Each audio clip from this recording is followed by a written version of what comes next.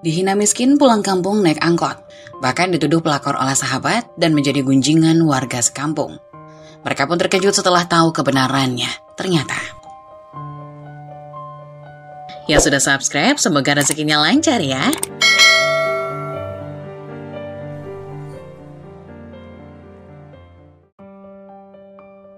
Fitri, kamu pulang kampung ternyata. Naik apa dari kota ke sini? Apa masih seperti biasa, naik angkot lagi?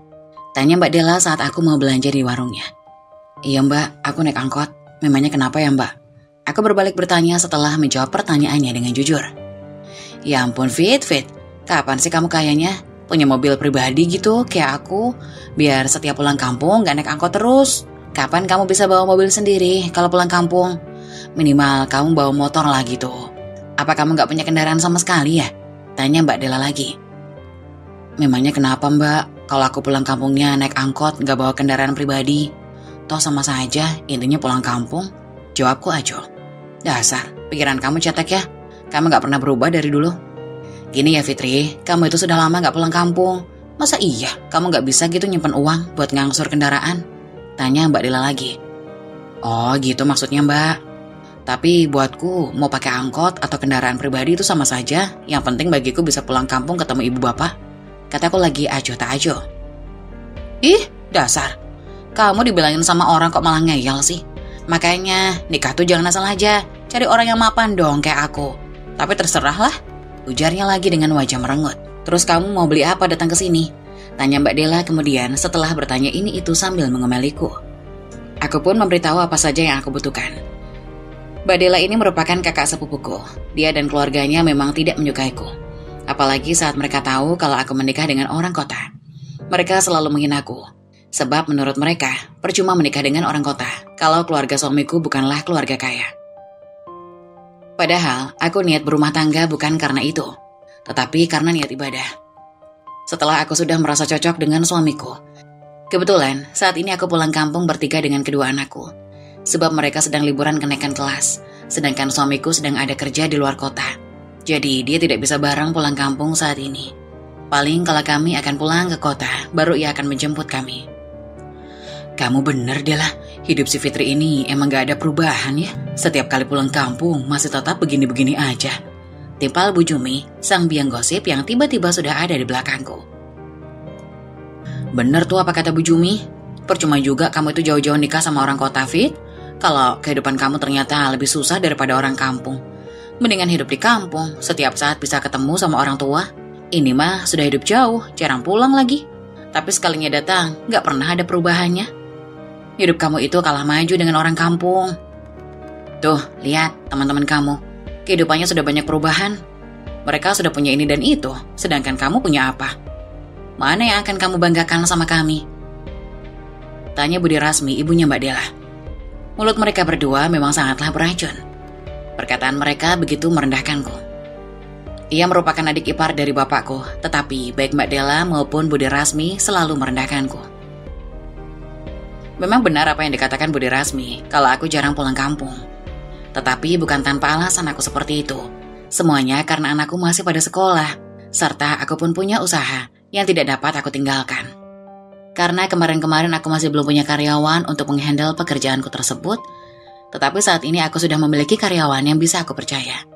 Sehingga aku bisa pulang kampung kapanpun aku mau. Iya Bude, aku memang sengaja pulang kampung naik angkot karena kebetulan Mas Arga suamiku sedang keluar kota. Jadi mobilnya dibawa pergi sama dia. Memangnya salah ya jika aku pulang kampung naik angkot? Kok kalian sendiri seperti aneh banget aku pulang kampung naik angkot? Tanyaku. Alah, alasan aja kamu. Bilang aja Fit kalau kamu memang masih kere. Kamu gak usah beralasan kalau mobilnya dipakai suami kamu segala. Ujar Mbak Della. Iya, alasan saja si Fitri ini. Sok banget dia bila mobilnya dipakai suaminya. Padahal yang dipakai suaminya itu kan hanya mobil kantor. Timpal Bu Jumi. Ternyata mereka tidak percaya dengan apa yang aku katakan. Kalau aku telah memiliki kendaraan pribadi. Tapi tidak mengapa, terserah mereka mau percaya padaku atau tidak. Karena aku juga tidak mengharuskan mereka untuk mempercayaiku. Karena prinsipku dan juga suamiku, apapun yang aku miliki bukan untuk dipamerkan, melainkan untuk dinikmati. Jadi apapun pandangan mereka terhadapku, aku terima saja. Mau percaya ataupun tidak, itu urusan mereka. Yang terpenting lagi, aku juga tidak menyusahkan mereka. Iya, betul tuh. Mana mungkin si Fitri punya mobil? Bisa besar kepala kedua orang tuanya kalau beneran si Fitri punya mobil. Timbrung Bu Sandra. Ia baru datang, tapi sudah ikut campur urusanku. Ya sudah, terserah kalian saja. Mau percaya padaku atau tidak, ucapku. Nih Mbak, uang belanjaanku. Gak usah kasih kembalian. Silakan bagi rata buat jajan ibu-ibu saja. Aku mengeluarkan 2 lembar warna merah dari dompetku dan aku berikan kepada kakak sepupuku. Setelah memberikan 2 lembar uang merah, lalu aku pun pergi meninggalkan mereka semua. Padahal belanjaanku tidak seberapa, paling hanya sekitar 30 ribuan saja. Aku cuma gemas saja sama mulut lemes mereka. Makanya aku melakukan semuanya. Belagu banget kamu Fitri. Tapi lumayan juga sih, sering-sering saja kayak begini. Ujar Bu Jumi tidak tahu malu. Iya Fit, sering-sering aja traktir kami. Timpal Bu Sandra. Bisa aja sih ibu-ibu, tapi apa untungnya buat aku? Tanyaku, lalu pergi. Aku pun tidak lagi merespon ucapan mereka yang berisik setelah aku berkata seperti itu. Aku langsung pergi menuju rumah ibu yang hanya terhalang 10 rumah dari rumah Mbak Dela tersebut. Fitri, kapan kamu pulang? Mana nih oleh-oleh dari kota? Tanya Wika teman sekolahku saat bertemu di jalan sewaktu aku pulang dari warung Mbak Dela. Aku gak bawa oleh banyak-banyak, Wik. Soalnya aku datangnya naik angkot. Kalau kamu mau datang aja ke rumahku ya. Aku jawab pertanyaan Wika.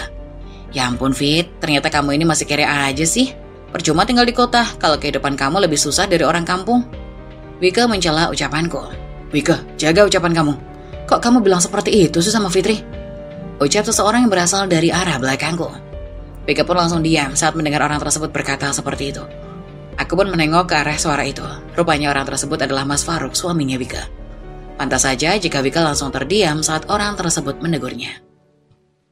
Mas Faruk juga merupakan temanku sewaktu aku kecil. Cuma umurnya 3 tahun berada di atasku. Ia merupakan kakak kelasku. Ia juga yang selalu membantuku sewaktu aku mendapat kesulitan di sekolah maupun dimanapun aku berada. Mas Faruk, lirihku. Iya Fit, apa kabar kamu? Kapan datang? Tanya Mas Faruk kepadaku. Raut wajah Wika langsung merenggut saat mendengar suaminya bertanya kabar kepadaku. Entah kenapa dia seperti itu. Apa mungkin dia cemburu? Padahal Wika juga tahu kalau aku dan Mas Faruk sudah dekat dari kecil. Apalagi rumahku dengan rumah orang tua Mas Faruk bertetangga. Mereka juga merupakan teman baik. Bahkan hubungan Mas Faruk dan Wika bisa menjadi suami istri. Itu juga ada campur tangan dariku. Aku yang mendekatkan mereka berdua. Tapi ternyata Wika malah bagaikan kacang lupa akan kulitnya. Kabar aku baik Mas, aku datang tadi pagi, sahutku. Oh syukurlah, suami kamu ikut pulang kampung, tanyanya lagi. Mas Faruk juga bertanya tentang Mas Arga, suamiku. Ia memang peduli tentang keluargaku. Ketika aku pulang kampung, tetapi aku melihat wajah Wika tambah tidak karuan. Saat suaminya Mas Faruk terus bertanya ini dan itu kepadaku. Mas Arga nggak ikut pulang Mas, Fitri pulang kampung hanya bertiga sama anak-anak. Soalnya Mas Arga sedang ada kerjaan ke luar negeri. Aku menerangkan sedetail mungkin tentang keadaan aku dan suamiku. Mas, kamu apa-apaan sih? Udah dong jangan tanya sampai sejauh itu. Apa kamu masih suka ya sama Fitri? Tanya Wika dengan nada yang penuh emosi. Aku merasa kaget saat mendengar pertanyaan terakhir yang diucapkan Wika. Aku sampai bertanya-tanya dalam hati. Apa maksud dari ucapan Wika itu? Apa benar Mas Faruk pernah menyukaiku? Kapan? Kok aku tidak tahu? Mas Faruk tidak pernah mengutarakan apapun tentang isi hatinya padaku. Makanya aku merasa kaget saat mendengar perkataan Wika barusan. Wika, kamu ngomong apa sih? Tanya Mas Faruk kepada istrinya. Alah, jangan pura-pura gak tahu Mas. Kamu masih suka kan sama si Fitri, makanya kamu kepo ini dan itu. Tanya Wika lagi. Ia berkata, sambil menunjuk-nunjuk ke arahku, serta dengan mata yang melotot tajam ke arah suaminya itu. Aku pun merasa tidak enak hati melihat pasangan suami istri bertengkar karena cemburu pada aku. Mas Faruk, Wika, maaf, aku mau permisi pulang. Silakan kalian bereskan urusannya di rumah kalian saja. Jangan di tengah jalan begini. Malu dilihat orang. Aku pamit kepada Mas Faruk dan juga Wika. Semua ini juga terjadi karena kamu, Fit. Karena kedatangan kamu ke kampung ini, suamiku jadi berkata kasar sama aku. Wika berkata sambil menyalahkanku. Wika, kamu gak usah nyalain orang lain dalam masalah ini. Aku seperti ini juga karena sifat kamu yang gak sopan sama Fitri tadi. Makanya kalau kamu tidak mau aku salahkan, kamu jangan pernah berbuat atau berkata kasar sama orang lain. Apalagi Fitri ini kan teman kamu dari kecil. Masa iya sih kamu malah memusuhinya? Mas Faruk menasihati istrinya. Ia memberitahu letak kesalahan istrinya itu, serta meminta untuk tidak mengulanginya lagi. Aku tambah tidak merasa nyaman berada di tengah-tengah pasangan suami istri yang sedang bertengkar ini. Aku merasa kalau aku adalah penyebab mereka bertengkar, seperti apa yang diucapkan Mas Faruk barusan. Mas, Wike, sekali lagi aku minta maaf ya. Aku mau permisi pulang, aku takut anakku pada nyariin. Aku berkata sambil berlalu pergi, meninggalkan kedua insan ini. Namun baru juga 2 langkah aku berjalan. Wike berkata dengan sangat kasar padaku hingga membuat emosiku terpancing juga pada akhirnya. Fitri, perempuan jalang, mau kemana kamu? Enak betul ya kamu meninggalkan masalah tanpa mau menyelesaikannya. Sini kamu, jangan pergi. Teriak Wike sambil menjambak kerudungku hingga membuat aku pun kembali berbalik arah. Wike, maksud kamu apa bicara seperti itu? Tanyaku dengan nada bicara yang penuh emosi juga.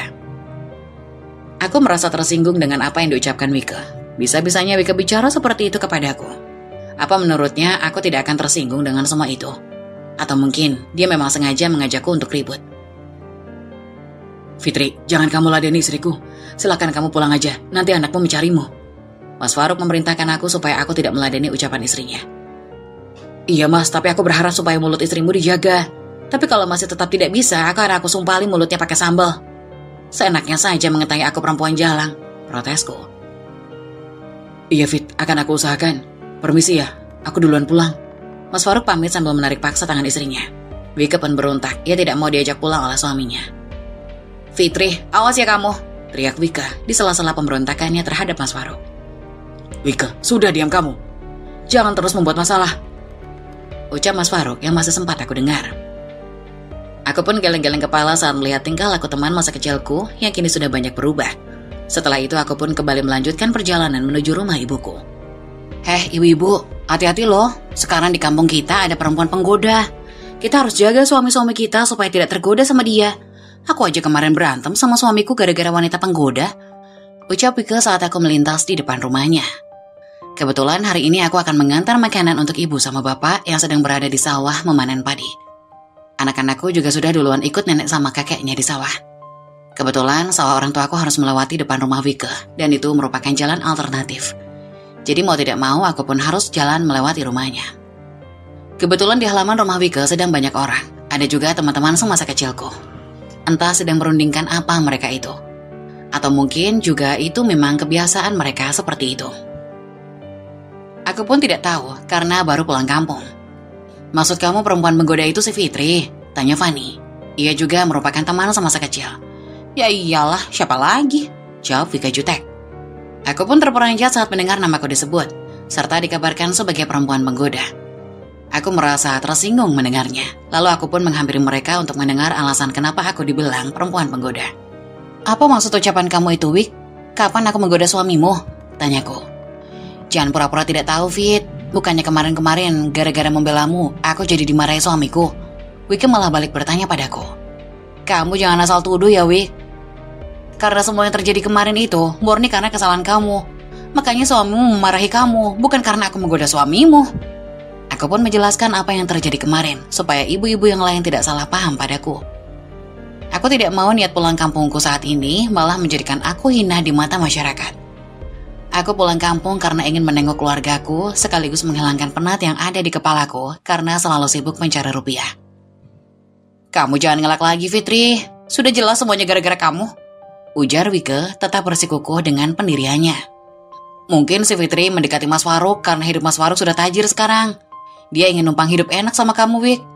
Sebab hidup si Fitri sama suaminya kan begitu-begitu aja. Hidupnya nggak ada perubahan. Fani menyangkut pautkan semuanya dengan kehidupanku, yang menurut mereka aku dan Mas Arga hidup susah. Terserah kalian mau membicarakan aku apa, tapi aku akan membuktikan kepada kalian kalau ucapan kalian semuanya itu salah. Setelah itu, aku akan meminta pertanggungjawaban kalian semuanya lebih dari apa yang kalian lakukan terhadapku. Aku berkata sambil berlalu pergi. Aku tidak lagi meladeni ucapan mereka karena aku baru ingat kalau aku mau mengantar makanan untuk orang tua serta anakku di sawah. Aku takut kalau aku tetap meladeni mereka, keluargaku malah akan kelaparan di sana. Dasar perempuan penggoda. Bilang aja kalau kamu itu memang mengakui dengan apa yang aku ucapkan. Gak usah bilang tidak kalau memang kamu iya. Fani mengataku, tetapi aku tidak mau meladeninya lagi. Iya Van, kamu benar. Si Fitri itu biang kerok di kampung kita sekarang. Kita harus waspada. Jangan sampai suami kita digodain sama dia. Enak aja mau numpang hidup. Timpal Wike, ia berkata dengan begitu keras. Aku yakin suaranya sengaja dikeramatkan supaya aku bisa mendengarnya. Aku tekadkan hati supaya tidak berontak. Aku tetap berjalan untuk menuju sawah orang tuaku. Sebab keluargaku di sana sedang menanti kedatanganku. Sesampainya di sawah, aku melihat ibu dan bapak sedang bekerja, sedangkan anak-anakku sedang duduk di saung yang ada di sana. Aku pun segera menghampiri anak-anakku, kemudian menyuruh mereka mengajak nenek serta kakeknya makan. Bu, kenapa ya kok setiap aku pulang kampung, semua orang sepertinya tidak ada yang menyukaiku? Bahkan Budi Rasmi serta Mbak Diala tidak pernah berhenti membenciku. Apa karena aku menikah dengan orang kota?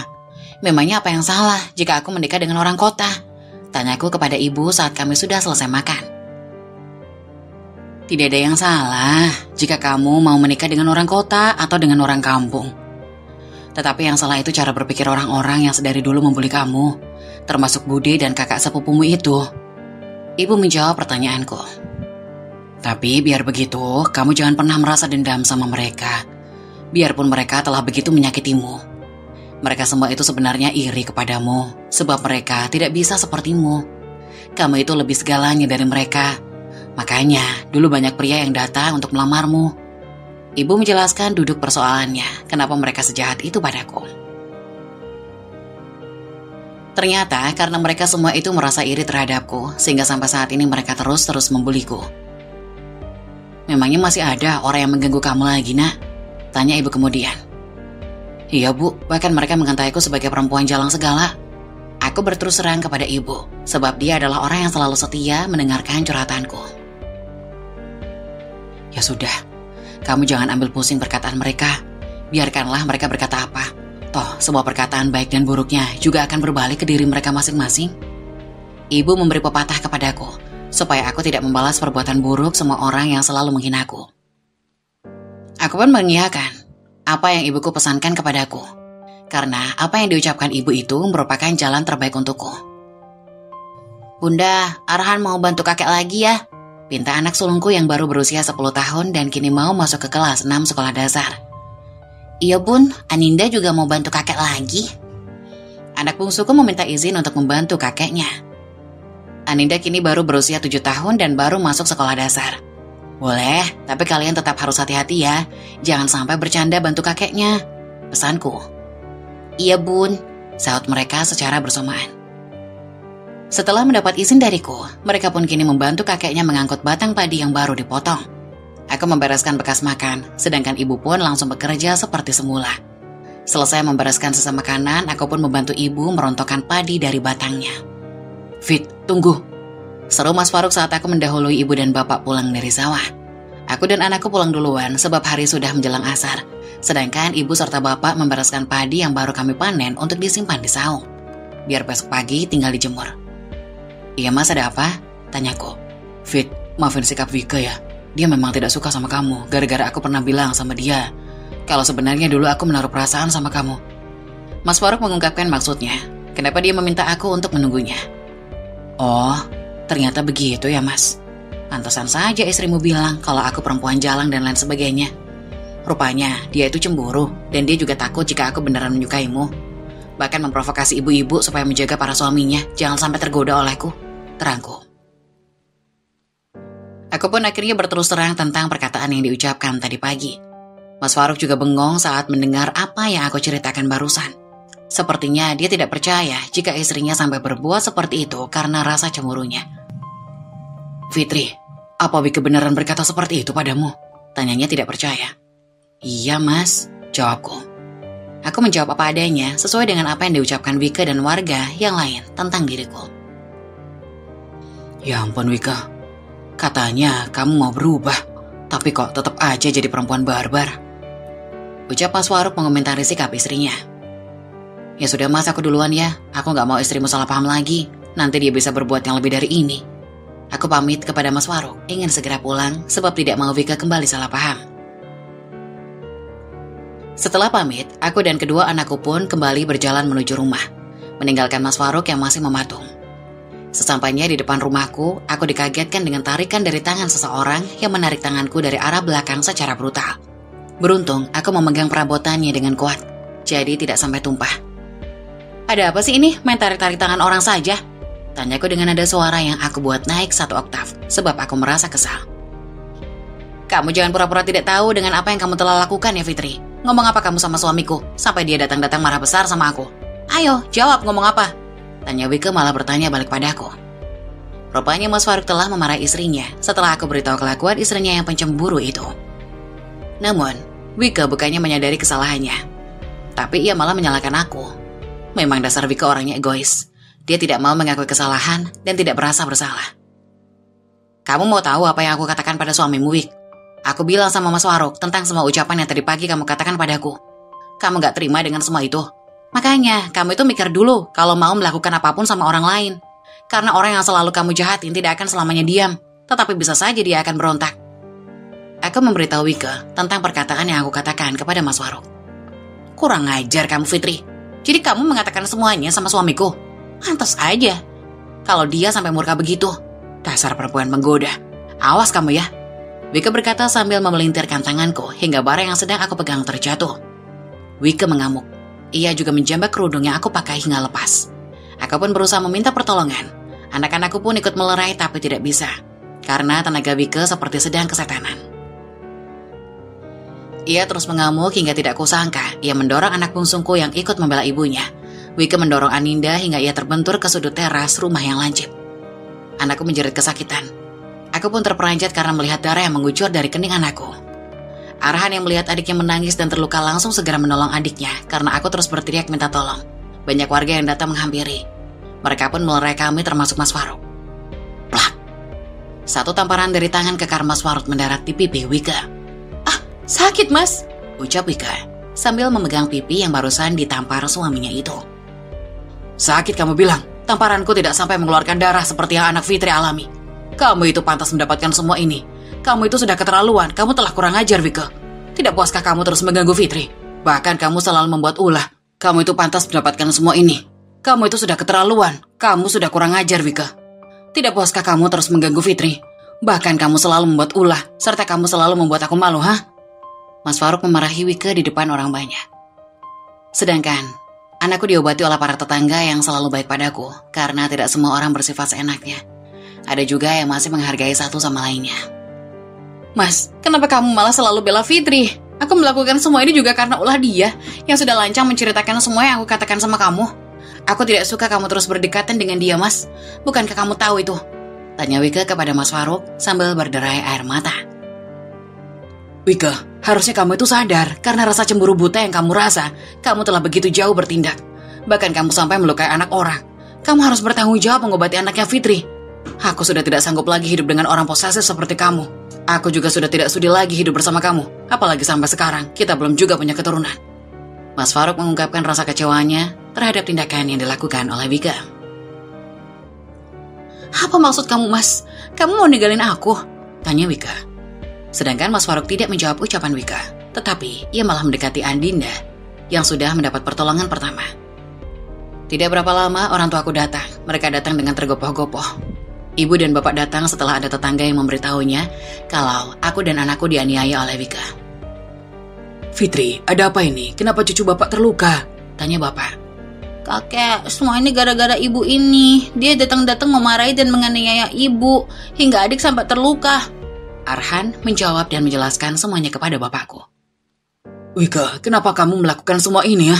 Apa salah anak dan cucuku hingga kamu berani berbuat anarkis seperti ini?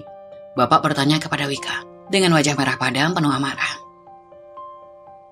Apalagi saat ini bapak dalam keadaan lelah, serta diberi suguhan yang tidak mengenakan mata dan hatinya.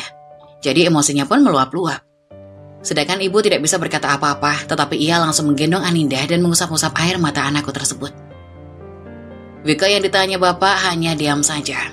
Mungkin dia juga terkesima dengan bentakan bapakku, karena selama ini bapak terkenal seorang yang santun dan juga tidak suka banyak bicara.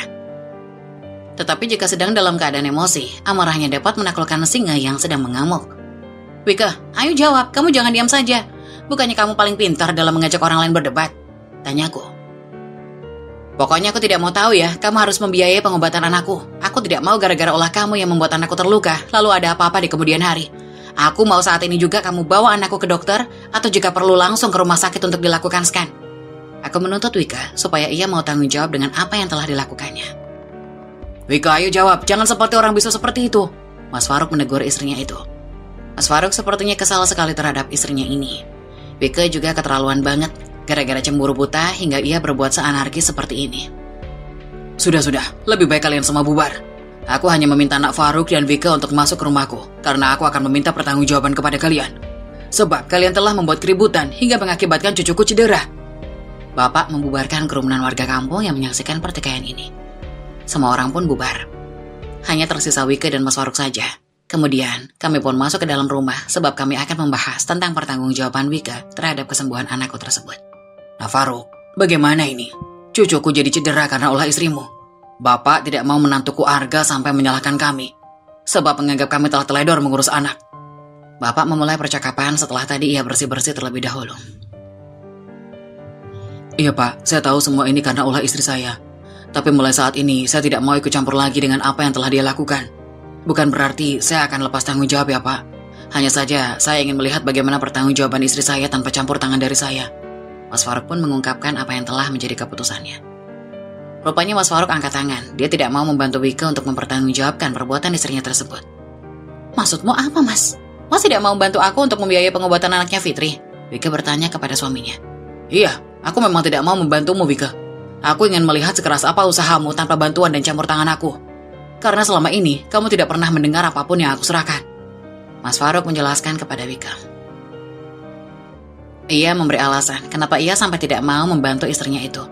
Rupanya, Mas Faruk seolah menyerah dengan apa yang telah dilakukan istrinya. Karena semua pepatah yang diucapkan Mas Faruk tidak pernah sekalipun didengar oleh Wika. Terus aku masih minta tolong sama siapa, Mas? Tanyanya lagi. Ya kamu pikir saja sendiri, berani berbuat mesti berani bertanggung jawab. Makanya mikir dulu sebelum bertindak, sahut Mas Faruk sinis. Mas Faruk sepertinya sudah benar-benar benci istrinya, sampai-sampai ia tidak mau membantu istrinya tersebut. Bagiku terserah saja. Mas Faruk mau membantu Wika ataupun tidak, karena yang terpenting bagiku, Wika harus tetap mempertanggungjawabkan perbuatannya. Sekarang aku minta supaya kamu segera membawa anakku berobat, sebab aku tidak mau tahu ya jika anakku sampai terjadi apa-apa di kemudian hari. Aku meminta supaya Wika segera membawa anakku berobat. Iya Fit, tunggu aku akan mencari uangnya. Wika berkata sambil berdiri dan hendak pergi. Oke, aku tunggu setengah jam. Jika sampai setengah jam kamu belum datang juga, aku akan melaporkan semua ini ke pihak yang berwajib. Ancamku. Aku sengaja mengancamnya supaya dia mempunyai efek cerah, karena semua perbuatannya akan ada konsekuensinya. Iya Fit, tapi aku minta waktu 1 jam ya, karena mencari uangnya gak gampang. Pinta Wika. Bukannya kamu itu orang kaya ya Wik? Kok harus mencari uangnya dulu? Tanyaku meledek. Yang kaya itu suamiku, aku mana punya uang. Kalau dia tidak mau membantu, maka aku harus berusaha sendiri. Wika menjawab. Mungkin juga ia merasa menyesal dengan semua ini. Karena aku masih mau berbaik hati padamu, aku beri waktu kamu 1 jam. Tapi jika sampai waktu yang telah aku tentukan kamu tidak datang, maka kamu siap-siaplah karena polisi akan mencarimu. Aku mengingatkannya lagi supaya dia tidak ingkar janji. Iya Fit, sahutnya sambil berlalu pergi dari rumahku. Wika pergi tanpa mengucapkan pamit atau salam kepada kami sang pemilik rumah, serta orang yang ada di sini termasuk suaminya sendiri. Setelah Wika tidak ada, aku pun masuk ke kamarku untuk bersiap-siap, barangkali nanti Wika datang. Sedangkan Mas Faruk sedang berbincang dengan Bapak. 1 jam kemudian Wika pun menepati janjinya. Setelah itu kami pun pergi menuju rumah sakit dengan menggunakan mobil Mas Faruk. Rumah sakit yang kami tuju berada di kecamatan. Jarak dari rumah orang tuaku sekitar 1 jam perjalanan dengan menggunakan kendaraan. Sesampainya di rumah sakit, Aninda pun diperiksa oleh dokter. Bahkan kepala Aninda pun sudah di-scan sebab takut terjadi sesuatu di kepalanya. Tapi alhamdulillah semuanya baik-baik saja, hanya luka sobek yang ada di keningnya saja. Fitri, mau pergi kemana kamu? Kok pagi-pagi sudah rapi begitu? Tanya Mbak Della saat aku melewati rumahnya. Kebetulan saat ini aku mau mengambil uang di ATM, sebab uang simpananku sudah menipis. Aku pun sekalian mau pergi ke pasar, mau membeli buat persiapan kedatangan suamiku yang akan datang besok. Aku mau ada keperluan dulu Mbak, permisi ya, pamitku. Bilang aja kalau kamu mau ketemuan kan sama seseorang, dandanannya aja sampai menor begitu, ucap Mbak Della. Mbak Della berkata semaunya, padahal aku sama sekali tidak berdandan menor seperti yang ia katakan. Mbak, aku minta sama kamu ya, kalau bicara itu dijaga dong, jangan senak jidatnya aja. Sebab jika nanti didengar orang, mereka bisa salah paham, bahkan bisa menimbulkan masalah baru.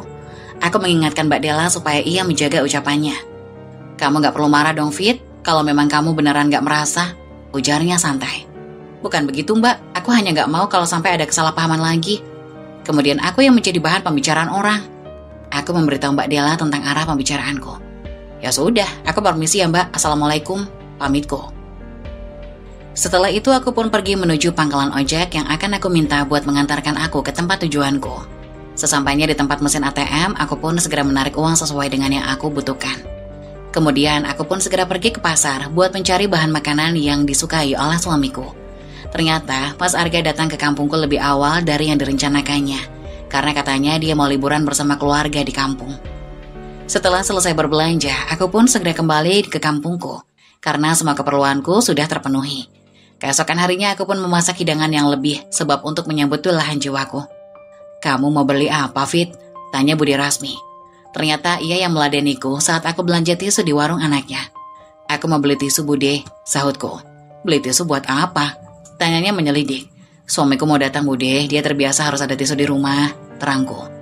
Aku pun memberitahu Budi Rasmi untuk apa tisu tersebut, karena memang kenyataannya kalau suamiku mesti menyediakan tisu. Boros sekali suamimu. Buang-buang uang buat hal sepele. Pantas saja kalau hidup kalian tidak ada kemajuan, karena kalian tidak bisa mengatur keuangan, ujarnya. Bukan karena boros, Bude, tapi karena sudah terbiasa seperti itu. Soalnya di kota biarpun orang nggak punya, jika hanya untuk membeli tisu saja, mah pasti bisa, karena harga tisu nggak seberapa, terangku. Ya sudah, terserah kamu. Ini tisunya, harganya 10.000, jelas Budi Rasmi sambil memberikan satu kotak tisu. Aku pun segera menerimanya saat aku masih berada di warung mobil Civic Turbo warna merah melintas. Kemudian terparkir tepat di depan warung Mbak Della. Kok ada mobil orang kaya parkir sih? Apa mungkin itu suaminya Della ya? Mungkin juga diam-diam ia beli mobil untuk memberikan kejutan buat anakku. Celetuk Budi seenaknya. Itu mobil siapa, Mah? Mungkin suamimu beli mobil buat kamu? Jawab Budi Rasmi dengan wajah berbinar. Ah, yang bener, Mah. Apa dia menghadiahkan mobil semewah ini buat aku? Bisa jadi, Del. Kan suamimu naik jabatan, toh? Kata Budi Rasmi sambil memanas-manasi. Fitri pun diam saja mendengar percakapan dua orang itu yang seakan sengaja membuat dirinya merasa kesal. Tunggu saja sebentar lagi suamimu keluar dengan pakaian kantornya, kata Budi Rasmi. Iya Mah, pasti suamiku terlihat tampan dan gagah saat keluar dari mobil mewah itu, kata Mbak Della. Kemudian seorang pria yang tampan dan gagah itu pun keluar. Ia berbadan tegap menggunakan setelan jas dan mengenakan kacamata layaknya seorang manajer. Pria itu pun berjalan menuju ke arah mereka yang sedang menatapnya. Pria itu langsung memeluk Fitri dengan mesra. Kok Mas sudah sampai? Kata Fitri. Budi Rasmi dan Della pun terkejut bukan main melihat Fitri yang ternyata kenal dengan pria tampan itu. Kok Fitri kenal sama pria itu, Mah? Kata Mbak Della sambil berbisik. Halah, pasti itu pria simpanan si Fitri yang lain, kata Budi. Iya sayang, soalnya perjalanan lancar, gak macet di jalan. Kamu ngapain di sini? Abis beli sesuatu? Kata Mas Arga yang melihat istrinya yang membawa kresek. Iya ini Mas, abis beli tisu buat persediaan di rumah. Oh iya, ini kenalin Mas, ini Budi Rasmi dan Mbak Della. Oh iya, kenalin Budi, saya Arga suaminya Fitri, kata Mas Arga sambil menjulurkan tangannya. Budi dan Mbak Della yang diam saja seakan-akan tidak percaya bahwa pria tampan dan kaya yang ada di hadapannya ini adalah suamiku. Iya, saya Budinya Fitri dan ini anak saya Della, kata Budi Rasmi sambil menahan malu atas kata-katanya yang sombong tadi. Yaudah yuk sayang, aku mau ketemu sama bapak ibu sekalian istirahat. Ini udah dibayar belum? Oh iya, sebentar sayang, aku bayar dulu. Jadi berapa Bude? Kata Fitri. 10.000, kata Budi cuek. Ini sayang pakai uang ini aja, kata Mas Arga sambil memberikan uang selembar berwarna merah. Gak ada uang pas aja, ini gak ada kembaliannya, kata Budi Rasmi sambil menggerutu. Gak apa-apa Budi, ambil aja kembaliannya. Yaudah yuk sayang, kita pulang, kata Mas Arga. Mari Bude, kita pulang dulu ya, kata Fitri berpamitan kepada Bude dan Mbak Della yang terlihat masih menahan marah dan malu di warungnya.